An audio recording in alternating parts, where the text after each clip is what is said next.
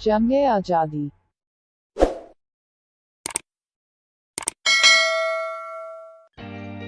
भारत में अंग्रेजी पूंजीशाही शिकंजा।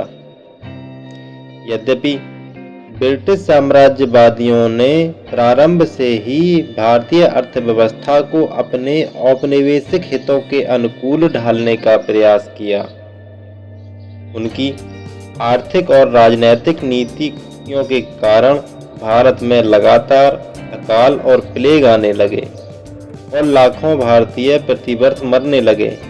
किंतु 1857 के जन विद्रोह की असफलता के बाद भारतीय जनता को तथा भारत की अर्थव्यवस्था को विघटित करने के कार्य के साथ ब्रिटिश साम्राज्यवादियों ने अपनी महाजनी पूंजी के हित में भारत में नई सामाजिक व्यवस्था का बोझ बोना शुरू किया, न कि किसी प्रगतिशील भावना से।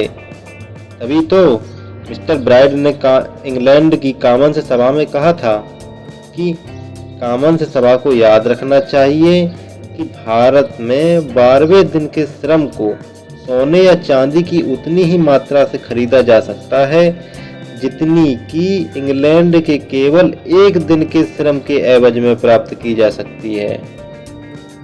भारत में इस 2.5 करोड़ पाउंड से उतना ही श्रम खरीदा जा सकता है जितना इंग्लैंड में 30 करोड़ पाउंड खर्च करने पर मिल सकेगा। अतः भारत के सस्ते कच्चे माल और सस्ते श्रम को ब्रिटिश पूंजी के हित में इस्तेमाल करने की नीति चालू हुई और सूती जूट मिलें स्थापित होने लगीं।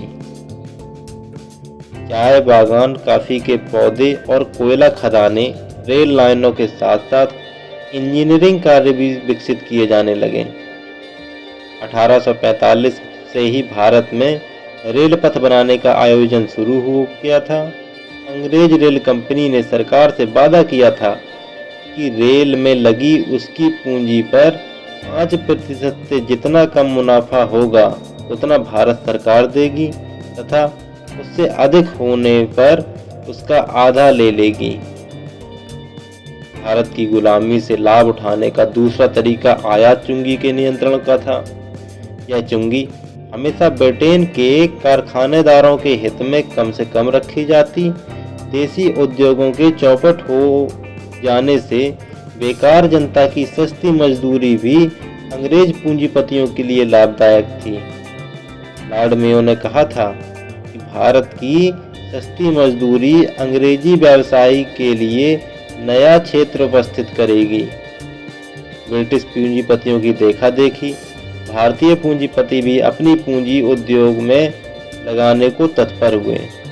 अतः 1854 में बंबई में काटने बुनने की पहली देसी मिल खड़ी हुई।